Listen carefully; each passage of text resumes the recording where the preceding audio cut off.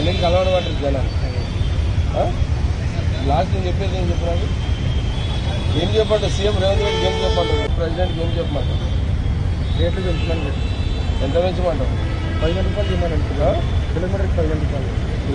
మరి జనాలకు అంటే జనాలకు 3 రూపాయలే కదా వాళ్ళు ఏమనుకోరా? తిట్టారా మమ్మల్ని? గవర్నమెంట్ తిట్టారా వాళ్ళు?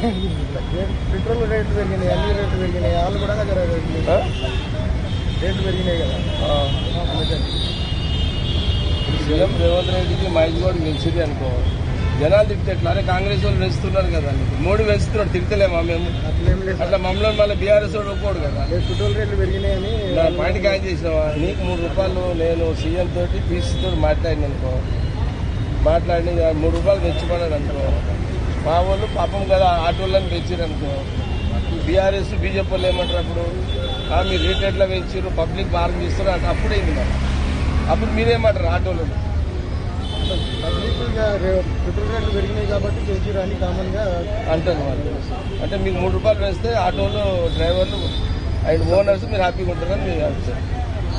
గ్యారెంటీ కానీ చెప్పడానికి ట్రై చేస్తారు. ఈ 10,000 కూడా ఇవ్వండి సార్. ఆటోలకు 10,000 ఇస్తామన్నారు కదా. ఆటోలకు 10,000 ఇస్తామన్నారు కదా. అది కూడా అంటే అది కరెక్ట్గా చేయాలనే ఉంది. డబ్బులు లేవు, కేసీఆర్ పుణ్యమని ఖజానా ఖాళీ చేసిపోయింది అంతా.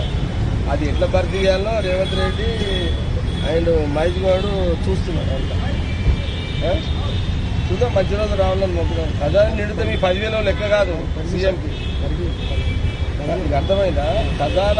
ఖజానా నిండితే సీఎం రేవంత్ రెడ్డికి ఈ 10,000 ఇచ్చాడు, పెద్ద ప్రాబ్లం కాదు. ఖజానా నిండుతలేదు. రాష్ట్ర దివాళా చేసి మన సార్ పెద్ద సార్ ఇచ్చిపోయింది, మన కేసీఆర్ సార్ ఇచ్చిపోయాడు కదా. కాంగ్రెస్ సార్ చూద్దాం, ట్రై చేద్దాం. ఓకే.